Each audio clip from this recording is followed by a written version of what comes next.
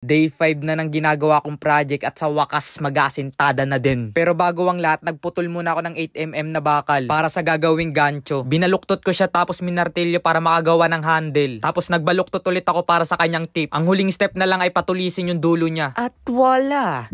Meron ka ng titanium gancho. Pero bago ang lahat, nanghiram muna ako kay Bayaw ng welding. Dito yan, kila Bayaw, men. Bomba na. Pas ba? Ay, bomba. Bye-bye. Pagka-uwi ko ng bahay, sinimulan ko na magtali ng mga bakal. Yung ginamit kong bakal dito sa horizontal tsaka vertical parehas 10mm. Kaya di na ako nagukay kasi karamihan sa napapanood ko na gumagawa ng kwarto, nagtutusok at naglalatag na lang sila ng bakal. Ang puso ng Don Romantico.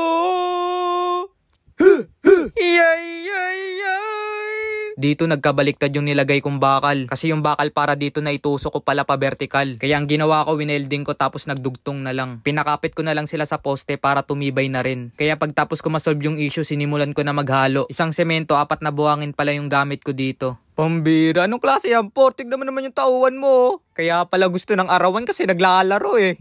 Ayoko na makita bukas yan ha. Lakas-lakas pa magkobra. Sorry boss, pag di kasi ako nagkokobra, di ako nakagawa ng obra. Foreman, gusto ko na umuwi. Miss ko na yung baby ko. Hindi ako nakainom, pero naiyak talaga ako.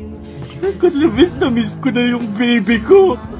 Bago ko simulan mag-asintada, binasa ko muna para makapit yung halo at hindi agad matuyo. Tapos nagkamada muna ng hollow blocks kasi wala akong helper. Pagtapos lagyan ko ng mortar o palaman, nilusot ko na sa bakal yung CHB. At nilagay ko na yung palaman sabay linis. Pababa yung sahig na to kaya di siya magtugma sa tanse. Kaya ang gagawin ko na lang habang pataas siya ng pataas, dadayain ko na lang siya sa palaman. Tapos bigla nga dumating si Bayaw, talagang ang ganda lagi ng timing niya. Sabi ko, bakit naparito kayaw? Sabi niya magbibideo lang daw siya pang my day. What the heck? Hakot ka talaga yaw. Grabe ka talaga yaw.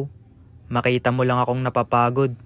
Napapagod ka na rin. Charot, ganun talaga pag helper. Dito mapapansin nyo naglaho kami. Pagtapos namin bumomba, sinunod na namin yung kabila. Dito din na kami gumamit ng tanse. Sabi ko, yo, try natin yung nen ability natin. Umuo agad siya kasi di naman niya bahay. Kaya ayun, napagkasunduan namin na wag na magtanse, tantyameter na lang. Tsaka sa paraan na to, matutukoy talaga namin kung gumagana yung nen. At kung sakaling di siya gumana, bawiin na lang sa palitada. Pagtapos maubos nung halo, sunod namin ginawa ni Bayaw, pinagkukuha namin yung mga natapon. Sayang din kasi isang hollow blocks pa to. Isa pa sa mga ginawa ko, pinagtatanggal ko yung mga sobrang palaman. Para kung sakaling di palitadahan yung labas, maganda pa rin siyang tignan. Dito inalo ko na nga yung mga natira, tapos pinaglalagay ko na rin siya sa ibang hollow blocks na wala pang palaman. Sayang kasi kung hayaan ko na lang na tumigas. Pag tumigas siya, di nasayang pera ko.